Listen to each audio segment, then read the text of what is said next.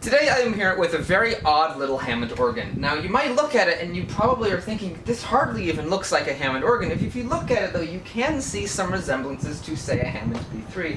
Particularly in the legs. This leg design is actually very similar to what you would find on a Hammond B3. Mine is almost exactly the same, and the general shape of it kind of looks like a miniature B3. Now what I have here is a Hammond Chord Organ. Now Hammond came out with these I think in about the 1950s, and they went through several variations. I believe this was the most popular version, the S6, and it has two speakers and you have lots of different sound controls up here. And basically the way a chord organ works is it's a bit different than a regular organ, and it was designed to kind of introduce people who don't know much about music, or maybe young children, to playing music. And let me tell you, it really makes playing music easy, because all you need to know what to do is to play the right scale over the right chord, and you can basically make music, and it's honestly really fun. You might think that since it's so simplified that it can't possibly be fun, but it's actually really fun. So this panel over here has buttons very similar to the way like an accordion has buttons, and basically what these do is these are your chords. And as you can see, we have major sixth, it's major added sixth actually, ninth, major, minor, seventh, diminished, augmented, and minor seventh. So basically you have your chord quality here and then your key here. Now not all of these work. I believe in the ninth row these three are kind of sticking, and so if you play them, let me get that louder, they all sound the same. That would just be, they're kind of sticking together, and it'd probably be a pretty easy fix to take it apart and fix it. But if you actually listen to it, you'll see, I'm going to start off with major sixth here.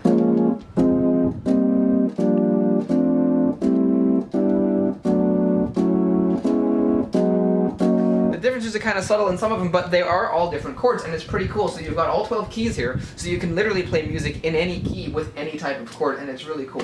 Now the way this works is there's actually a little bar here that you have to push down before you play the chord. If you just push the button, it doesn't do anything. You have to push this bar down, and then the chords will all make noise. And I believe the reason they did that is so that you can hold the chord down and then lift your wrist up, or even just move your wrist and use your thumb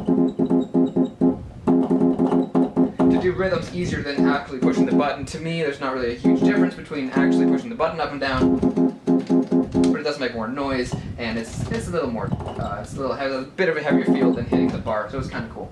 And so, as I said, there's all kinds of different chords, and I'll try to play some various ad-lib songs here for you, which will be kind of fun to see. Now, the chord organ has some odd features about it that are a lot different than other Hammond organs. If you look down here at the pedals, you'll see that there's no expression pedal, and then there's also two small little bass pedals down here at the end.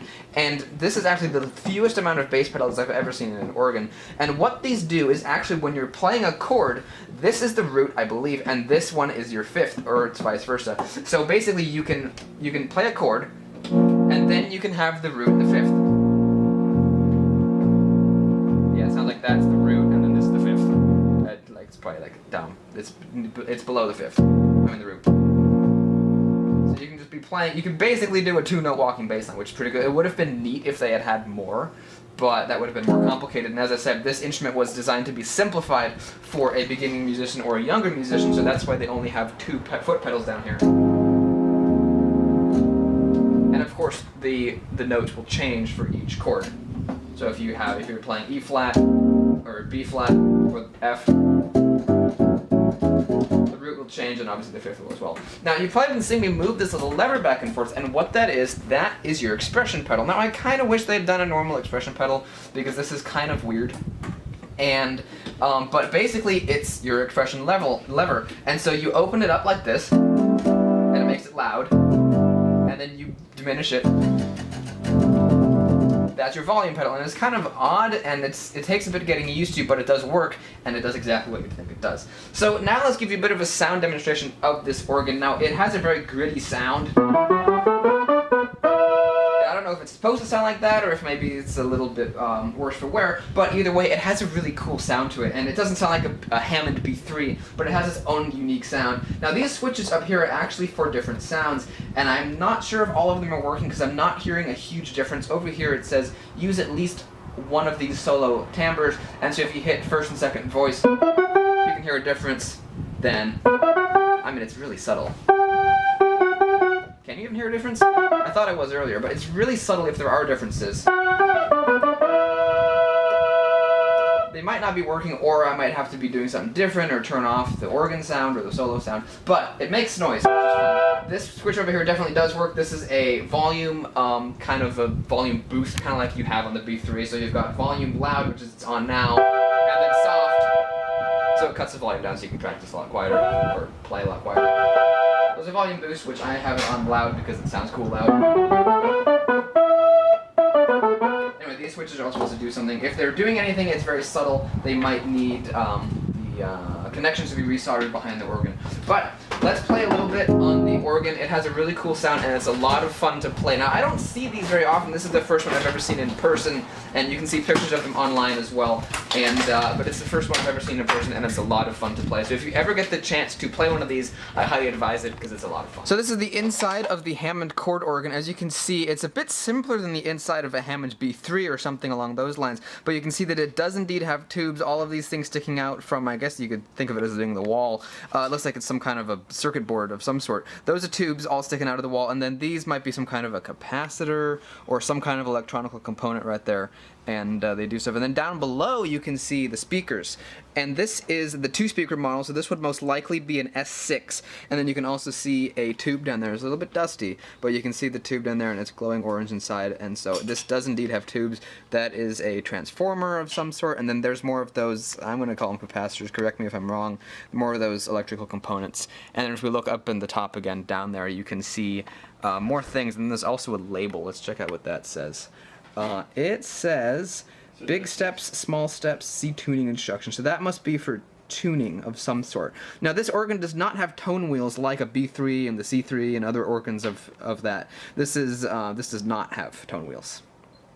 So I just thought you might find the inside of it rather interesting, because I like to look at the inside of pianos, and organs are a much different beast, and it's pretty cool looking. Get a chance to buy one right now.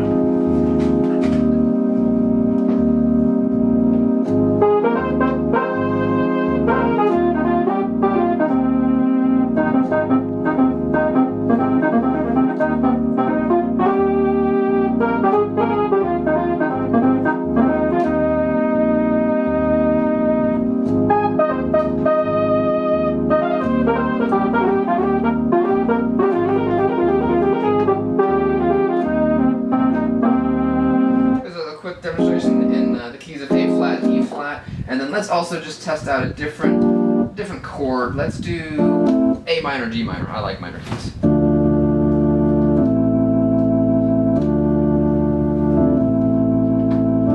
It's kind of cool because you can actually play multiple chords at once, which is weird because you can kind of like have a bit of distance before it resolves. I did that on accident there, and it's actually kind of cool, I thought.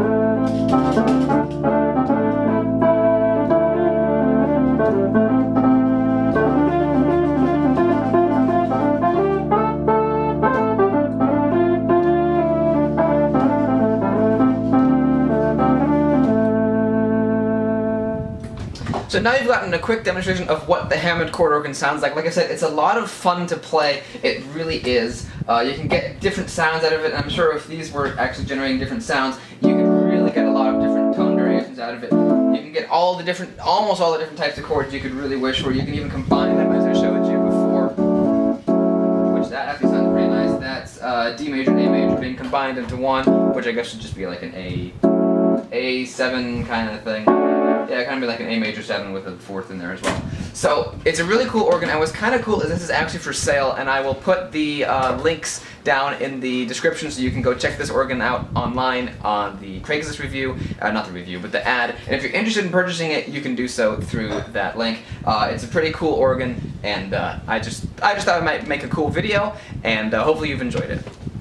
So you can go check out my channel. I've got lots of videos on more traditional organs as well as some unusual ones as well. I've also got lots of videos on pianos on there as well. So you can go check all that out, and if you want to subscribe, you can go ahead and do that. And if you do that, thank you very much, and I'll see you in the next video.